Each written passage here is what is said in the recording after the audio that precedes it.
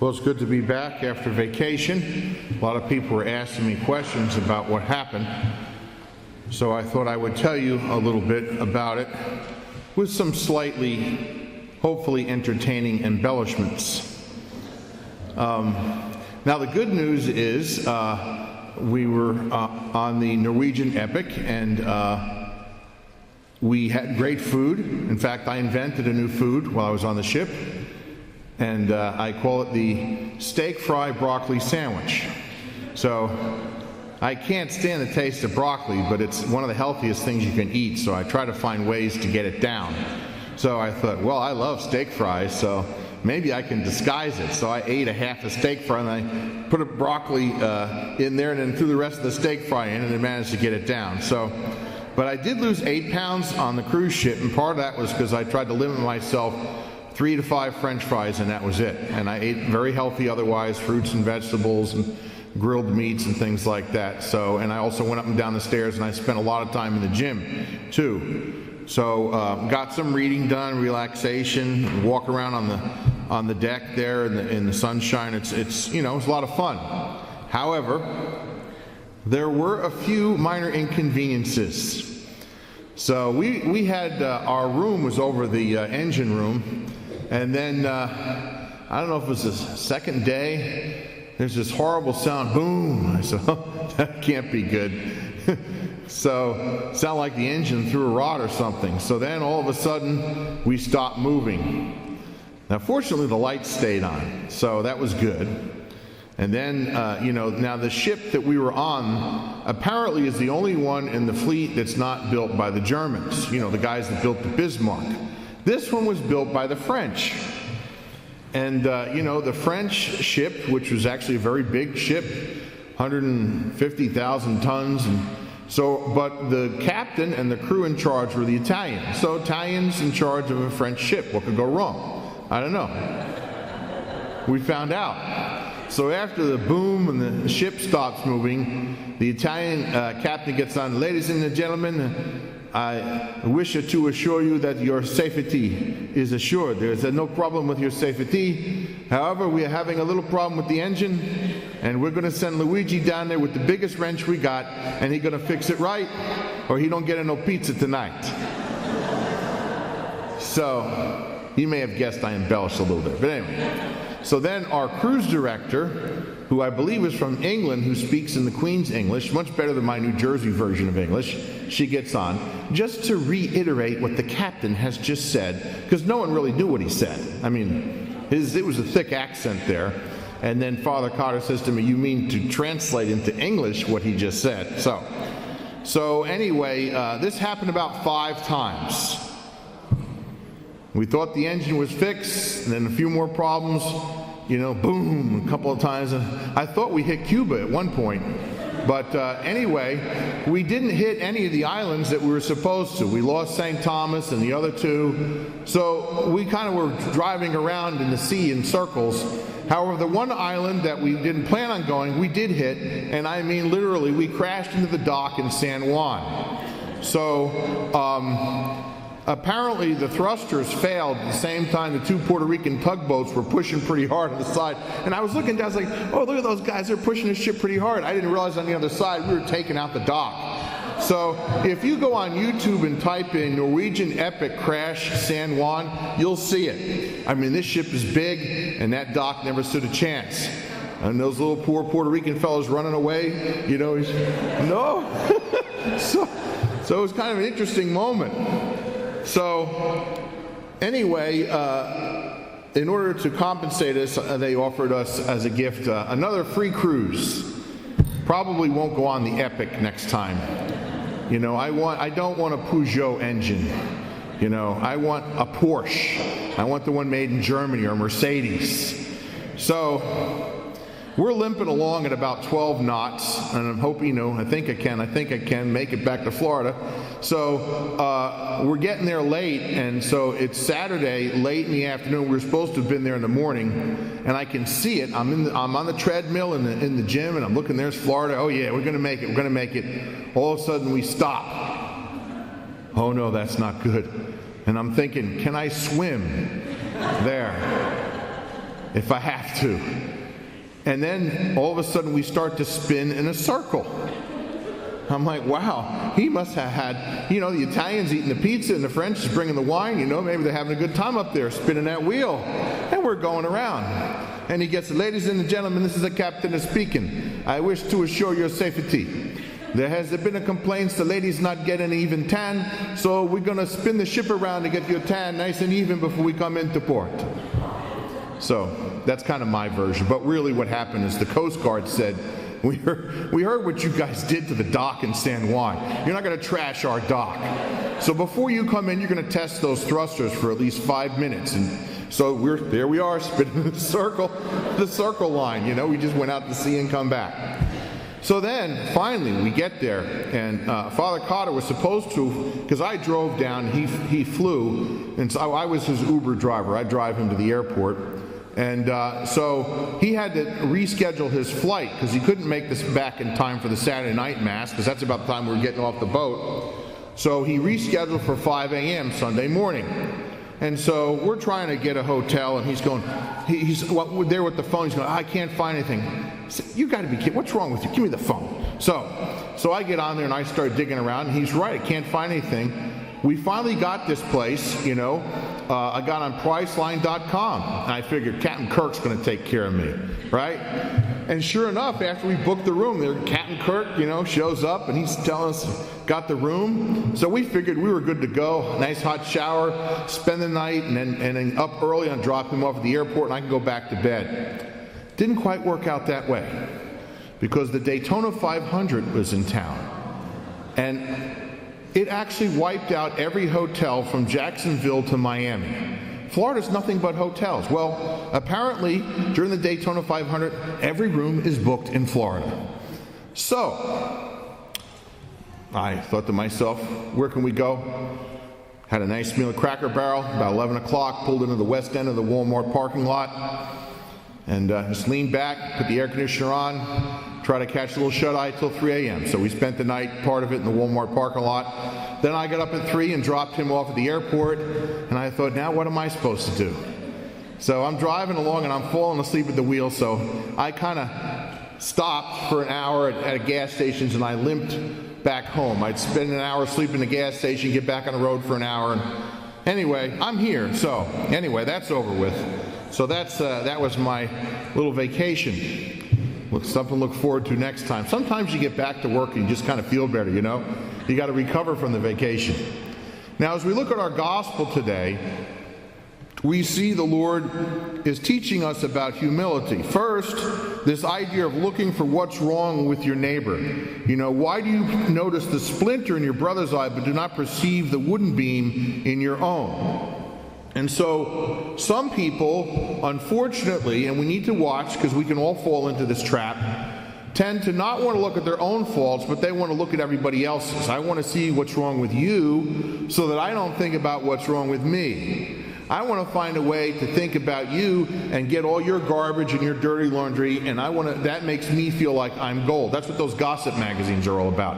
Stand there in the line at Walmart, and they've got so-and-so is cheating on so-and-so, doing so all the criticism. So it'd be interesting if they came out with a magazine that exposed the private life of those people that were exposing the private lives of the other people. So it'd be interesting to see that one. So the fact is, before we try to clean up the world, we need to clean up our own backyard. So we need to look at what we're doing wrong, and then charitably, if possible, maybe be able to help our neighbor. Now, we see the next part, a good tree does not bear rotten fruit. So Jesus, of course, is making an analogy about us being good trees. So as we would plant a tree and expect it to bear fruit like apples or oranges, whatever, so too God has planted us here in this world, and He expects us to bear good fruit. What kind of good fruit? Well, the fruits are the works of mercy. So let's take a look at how they relate to the 10 Commandments. So for one thing, the 5th commandment, right? Thou shalt not kill. So I know I'm not supposed to hurt my neighbor physically. And for every thou shalt not, there's a thou shalt. So if I'm not supposed to be killing them, I'm supposed to be helping them. Matthew 25, whatsoever you do to the least of my brothers, you do unto me. So when I was homeless, you gave me shelter. When I was hungry, you gave me food. When I was thirsty, you gave me drink. So the physical works of mercy. So important for us to keep in mind. And the spiritual ones as well, to convert or admonish the sinner. Now that's an interesting one because, we're told here we're not supposed to be judging our neighbor, but there are times when we can and should judge. Parents can and should judge their children. They are there to correct them. When they get out of line, they need to tell them how to do the right thing and train them. Same thing with bosses at work. They have to do that. Hopefully they will do so in a just and reasonable manner. And so there's certain contexts, as well as if you have a friend or family member who has gotten off the path to heaven in a very obvious and sinful way, that's where to convert or admonish the sinner comes in, where you can reach out to them and tell them, hey, what you're doing is wrong. You need to straighten out. Now, they might listen to you. That's why you need to use prudence in doing this sort of thing. And they might just get mad at you. I don't want to hear that God stuff. Don't be judging me. And so they'll want to do whatever the thing they're doing even worse, just to spite you. So you have to use prudence when it comes to talking to someone about something they're doing wrong. And so another path, of course, is to pray for them. There's a story about St. Augustine and St. Monica, who was his mother, and St. Augustine was a big sinner the first part of his life. And there's a saying that St. Monica didn't talk to St. Augustine much about God, but she talked to God a lot about St. Augustine. And so she prayed for him for 30-some years. The result was that he became the great St. Augustine, one of the greatest theologians in the history of the church. And so because of her prayers, the domino effect, bringing him to the Lord, and his beautiful writings, his story, his quotes. I love his quotes. Our hearts are restless, O Lord, until they rest in you. Beauty so ancient, too late have I loved you. And then the ever funny and somewhat teaching moment, Lord, give me chastity, but not yet. So we see St. Augustine as an amazing writer who appeals to many people throughout the centuries, converting people long after he has gone to the Lord for his reward through the centuries, his writings, his profound insights. So the power of prayer and the domino effect. So it's important for us to remember that. So for the first commandment, there's a thou shalt not and there's a thou shalt. So thou shalt not worship false gods. So no tarot cards, no Ouija boards and seances and psychics and things like that. It gets us off the path. So what should we be doing? Worshiping the true God as revealed. So we see one of the central things, of course, is Mass. Right now we are here. We are worshiping God. And, it's important for us to remember that all good things come from God. That's why we worship Him. You might say, well, I have bad things. Yes. And how do the bad things come into life? The bad things come into life because of sin.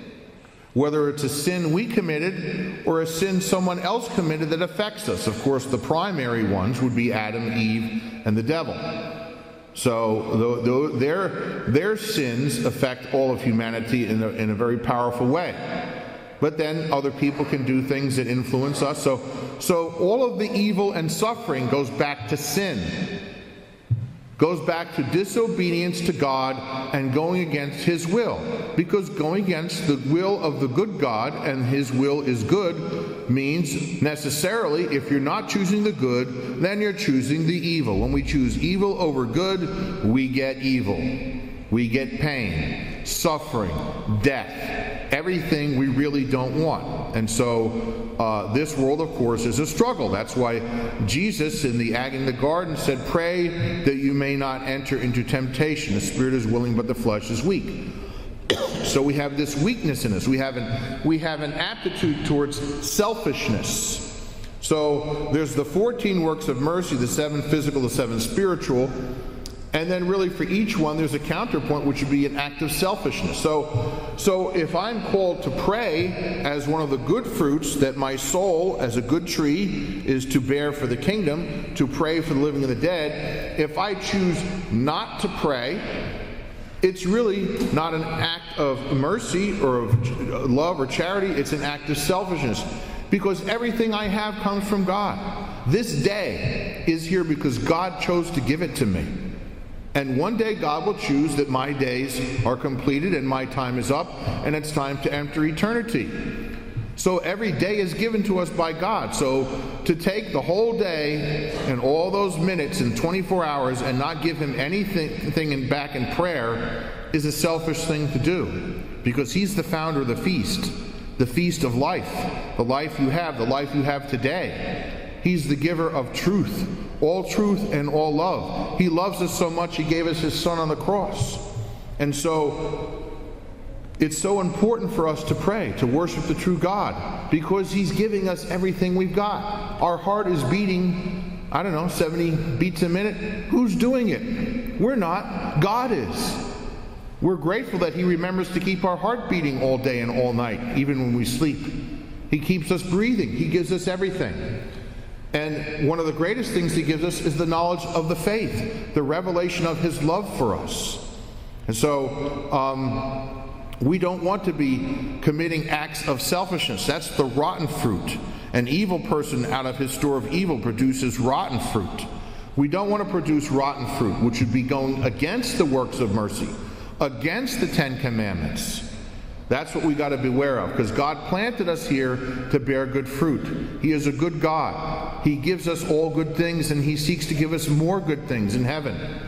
One of the greatest things, of course, that he gives us is at the Last Supper, the first Mass, where he gives us his body, blood, soul, and divinity. The fruit of the cross is the body of Christ. That's what we have at Mass. And so the Lord, we're called to do what God commands us, to worship the true God, and that's especially true with the Eucharist, with the Mass. At the Last Supper, Jesus said to the apostles, "Do this in memory of me." That's a command given by God. So he saved this great moment. The end of his ministry is the culmination of giving himself to us in this beautiful sacrament of love, where he gives us his body, blood, soul, and divinity in the Eucharist. And so the command for the apostles, they get ordained, and their command is to offer the Mass, but also for us to come to the Mass, to keep the Sabbath holy. The third command, the first command, to worship the true God. We have the true God here in the Eucharist, in the real presence. Pope Benedict XVI teaches us that the greatest preparation for the Mass is the Holy Hour, Eucharistic adoration. So what happened after the Mass? It says they sang a hymn, which would be the recessional hymn, and they went to the Garden of Gethsemane. So there they have Christ within them, having just made their first Holy Communion, the apostles, and Christ is in front of them. Come and pray and watch with me for 1 hour. That's what we do in adoration. We have Christ in front of us in the monstrance, in the Eucharist, and we pray with him just as the apostles did. And so that led to the next great moment, where he was taken prisoner and he was beaten and scourged, crowned with thorns for our sins, and died on the cross. So we have these three tremendous events all linked together: the Mass, the Holy Hour, and the crucifixion. They all connect at the very end to culminate Jesus' life on earth. This is the glory that was reserved for the end of his life, at the very end, and then of course the resurrection. So the Eucharist is clearly connected with the first and the third commandment, to worship the true God. So it's important for us then, as we look at the commandments and the works of mercy, to see the intersection of the two and what we are called to do. To not be selfish, but to be generous. To recognize the generous sacrificial love that God has for us. And he in turn asks us to give him in return, to love him in return. To give generously and sacrificially in our love of God and neighbor. That's why we are here. We are here to spread the love of God and the gospel and the truth. The other works of mercy, to instruct those ignorant in the faith. That's an act of love. To bear wrongs patiently, to forgive all injuries. As I mentioned, to convert the sinner, to comfort the sorrowful. And so these spiritual works of mercy, we should know them. I'm going to be putting up posters in the Faith Formation in English and Spanish with the 14 works of mercy. Because in addition to the 10 Commandments, we should know the works of mercy. Because that is the fruit that God calls us to bear. And the two of them intersect, especially at the first and the fifth commandment. You have an intersection of the spiritual and physical works of mercy with the 10 Commandments at the first and fifth commandment. So as we look at today's gospel, we are reminded of the importance of being a good tree that bears good fruit, the fruit of the works of mercy and obedience to the 10 Commandments.